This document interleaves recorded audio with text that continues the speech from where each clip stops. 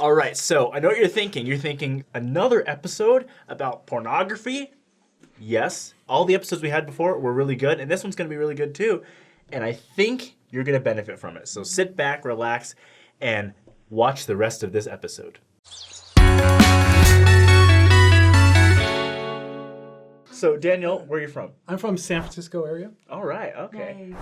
And Daniel, you specialize in sexual behaviors in the field of marriage and family therapy. Yep.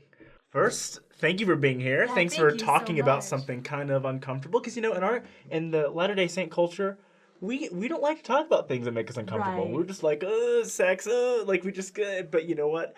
The It's world dinner is moving. conversation at my house. Oh, is it? Wow. Me and the 5 kids. Oh, this will be And fun. the wife. Okay, good, It's a good. free reign in our home. We're very open. I think it's an wonderful. important topic to discuss. But yeah, Well, on that subject, when you started helping families, you realized that there was an issue. an issue. A big issue. It's interesting because I actually had no desire to address any types of addiction. And we studied it as a coursework in college, and that just seemed like a very intense and overwhelming. And a lot of what we were studying and working with was substance abuse.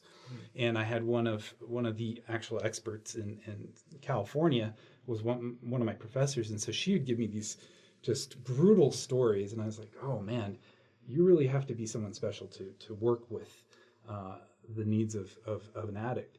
So I went in, I was hoping to go more towards marriage and family relationships in just strengthening the family and what we can do there. And so as I started doing that and I started going into practice, I started getting calls from LDS members. One particular member, he called me up and she had asked if she could come in and see me about her porn addiction. And I was thinking to myself, I says, boy, this isn't something I really want to do. And so I pushed back. I says, I got some references to some other people I think you might want to see. And she's like, they're not LDS. And I really want somebody who understands my faith. I understand that you're not, I explained to her, I says, I'm not very, that's not my specialty. It wasn't at the time. And she says, that's okay. I just need a place this is kind of my last resort. And that was a big confession of hers. And I was like, okay, let's respect that. Let's see what we can do. So I started to meet up with her, and it was pretty impressive. She had spent 15 years in combating her pornography addiction. And it was interesting because I went in there with the hopes, okay, let's get you into ARP, 12-step program, or some other type of program to start helping address this, thinking she hasn't tried any of this. This is just like her in the closet experience. And she says, I've done all that. I'm going to the temple. I'm actually a worker at the temple with permission of my bishop and my leaders. But this continues to resurface. I've been in ARP. I've done 12-step. Nothing's working. Nothing works for a long period of time. And as I was hearing her, I was at a loss. I was like, these things I thought supposed to work. What's happening here? And so I made a commitment to her. I says, I'm going to figure this out with you. And so we started to talk about, understand exactly what was going on. So as I started talking to her, she was, first of all, she was starting to tell me about, what I found was interesting, first of all. She came in with a story that was overwhelming. And at the first impression was she was engaging in pornography. You would have thought maybe 4 hours a day and every day with the weight and the burden that she was coming in with. And I started to do an assessment on her, and it came to find out it was much, much less. A couple times a month, maybe, at the most, for small periods of time. And so that was the first thing that was surprising because when I go back to my addiction classes and what I knew at that time, whenever somebody comes in and says they have an alcohol addiction, we do an assessment. Where are they at? How bad is it? But here she was coming in with a self-diagnosis. She believed that she was an addict. And there was no indicator within any form of substance abuse, under that model, that she was actually an addict. She had an occasional use. This was still concerning, and she still wanted to figure out how to overcome it. So you said that your client, when she came in, she said she had a pornography addiction. So what do you think is the problem with generalizing all pornography use with addiction? Well, addiction is a very serious term. It's lifelong. Right. You talk to any substance abuse addict, and they will tell you, even when you've been sober, you're still an addict. This is a very scary, very big term, and it weighs on people. So when you have clients, when you have individuals who identify as an addict, and they experience it, come across pornography at any time, and they have any duration with that experience, they see themselves as a lifelong addict. That is a huge, huge burden for them, and it makes it very difficult for them to address. And seeing themselves as an addict is often more of the problem than the actual problem. That makes them scared to go ask for help. I'm thinking of all these teenagers who are dealing with this right now, and just knowing that they're probably thinking, oh my gosh, I'm an addict, I'm going to deal with this forever. That would just make it that much harder to go talk to someone about it. Yeah, you can imagine a 13-year-old, the year previous, this innocent child who's excited, going to church, bearing their testimony, all of a sudden starts to have these hormonal rushes, comes across pornography, and has all these curiosities and all these feelings. This is scary. Yeah. Now I have to confess this very evil thing, this very overwhelming thing to my bishop. Now I'm being labeled as an addict. I need to get the help that I need, that an addict would, as opposed to somebody who just came across pornography. Right. Children will do one of two things. In fact, often kids will come in, parents will bring their children in to my office, and usually when they're about 13, 14, 15 years old, and the parents will report to me their behavior is completely changed. They're very anxious, they're depressed, they're not socializing as much. Usually that's an indicator to me that there's a potential that they've been viewing pornography and that they're not actually sharing it with their parents. And so when we explore that, usually is the case. They're afraid to say it. They see themselves as this addict, or that they have committed this atrocity that they can't get away from, and that they're becoming something that they're so scared of. Well, and I think there's wisdom in that if they have this idea that they're an addict, and then if they do end up going to some counseling or something, and the counselor finds, your kid's not an addict. He's not addicted, and the parent's like, well, the problem isn't solved.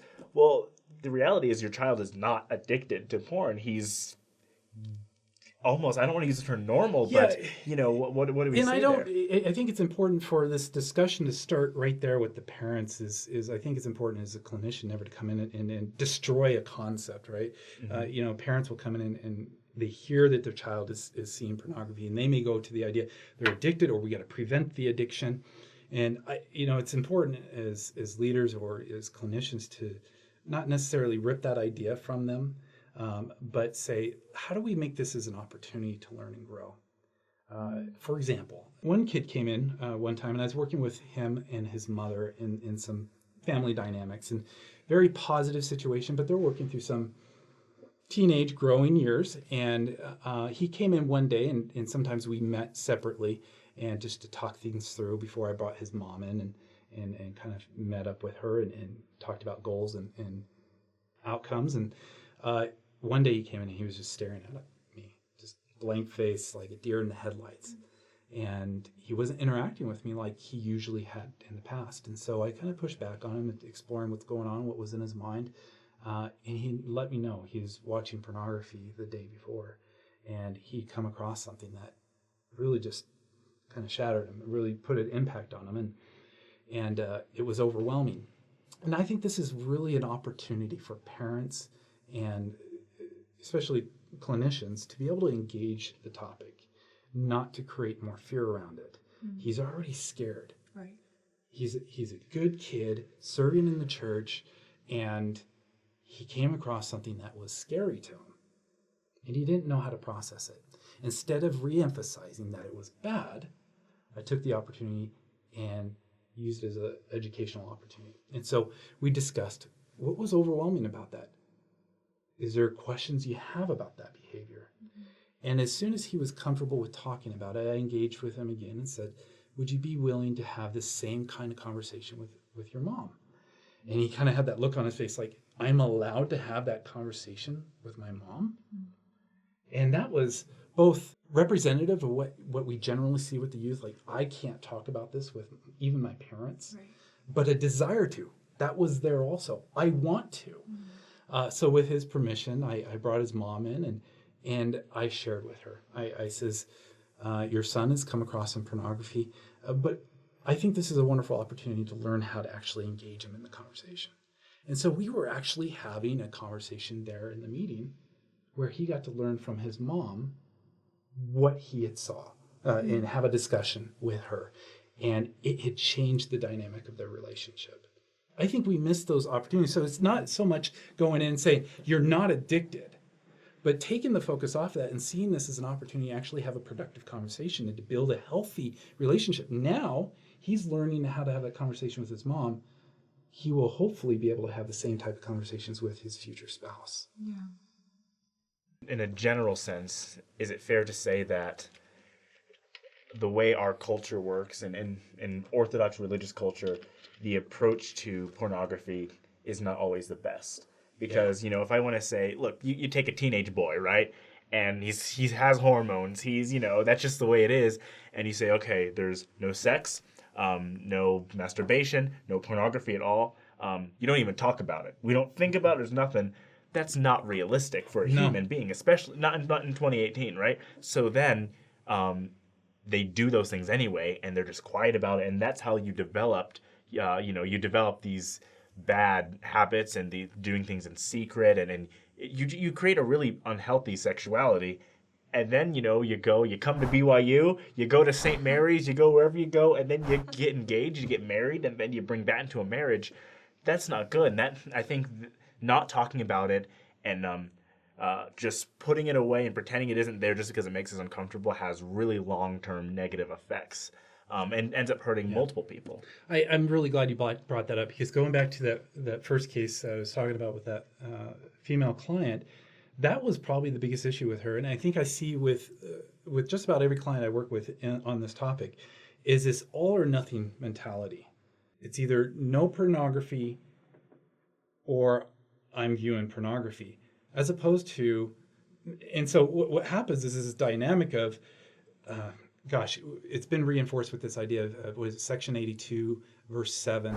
When you repeat your sins, it's as though you've never repented before. And so it eliminates any type of progress. And so it's often, I'll speak with this first client that I was mentioning, and other clients, where they've been resisting pornography, and then they view it, and it's as though they have never repented before.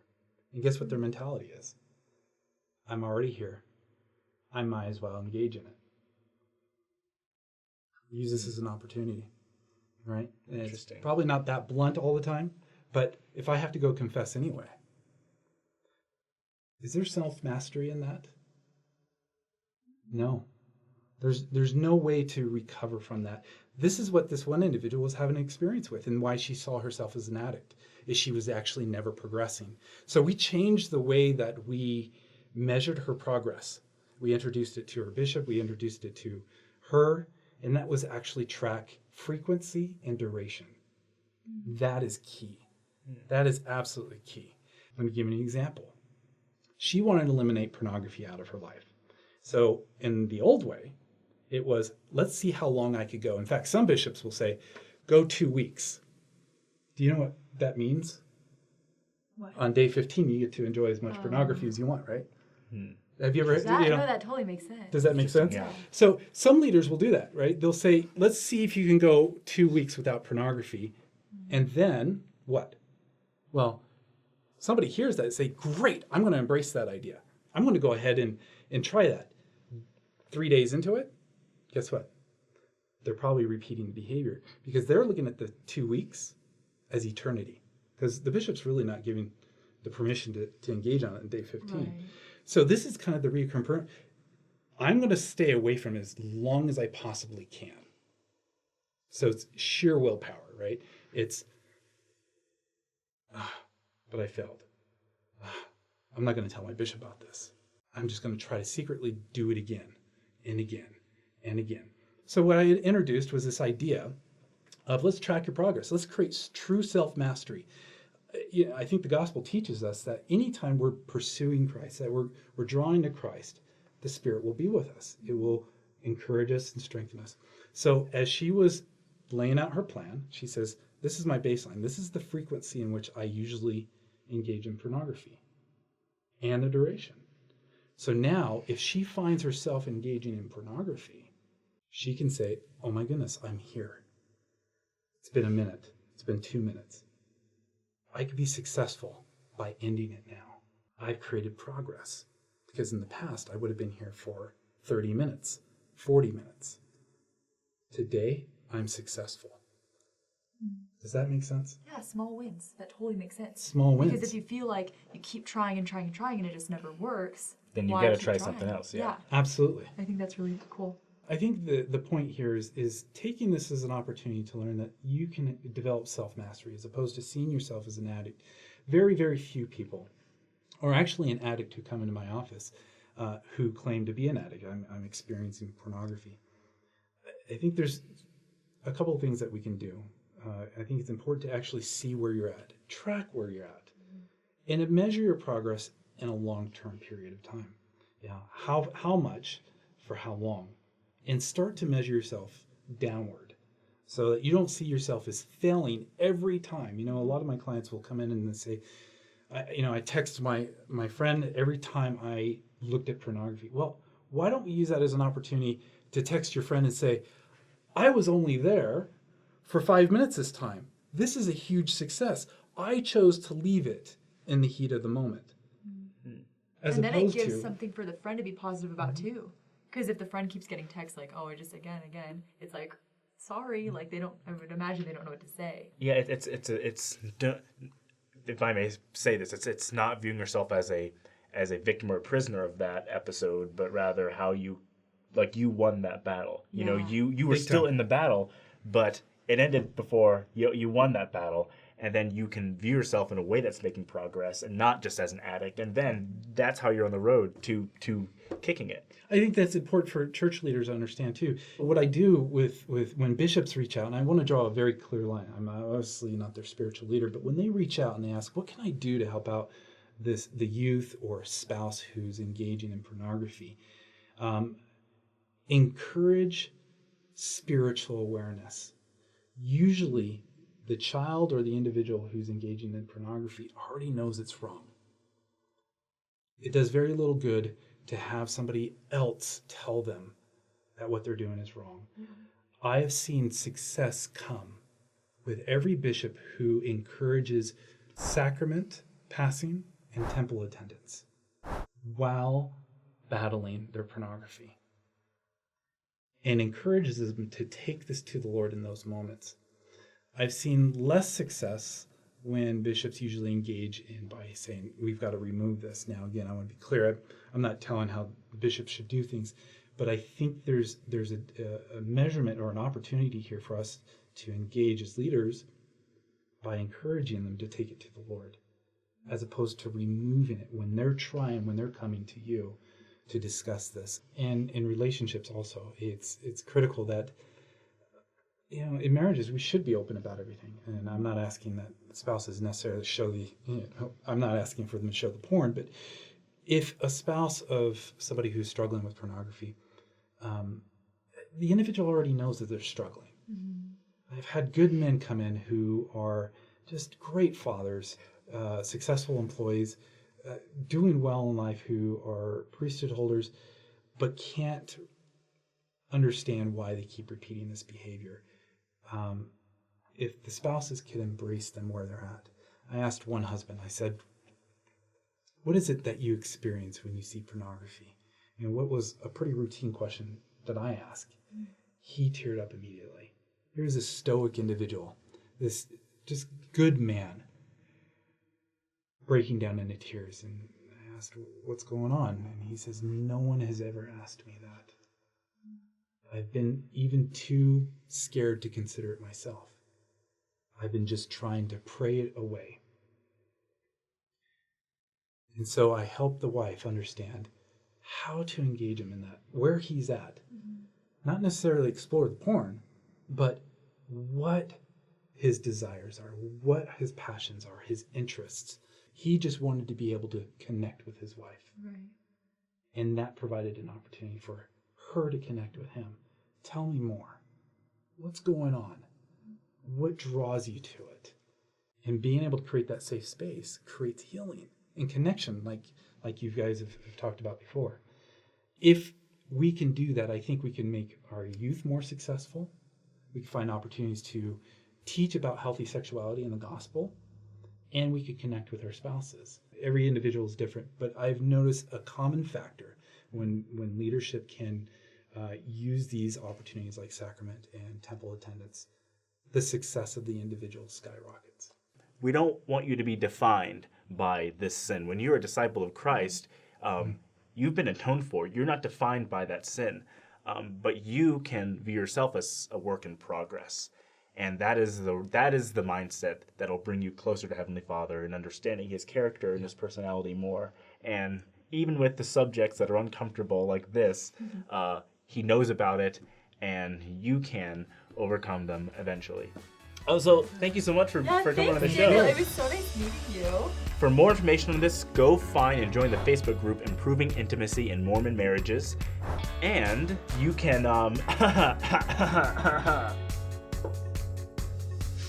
that's the part where you're supposed to say subscribe to 3 Mormon. Oh. I'm like, what are we doing? We also have other social media, Facebook, Instagram, Twitter. You can check us out there too. So comment below. Tell us what you think. This is It's easy to do this, but I gave him a hard time one time. The pornography thing. I was like, you gotta take that down. He was like, hey, this is hard. that's the most interesting comments to people who are like, you should do your show this way. I'm like, you ever done a show? Like, no. Like, all right, come do an episode, and they do it like, all right, it's a little bit more.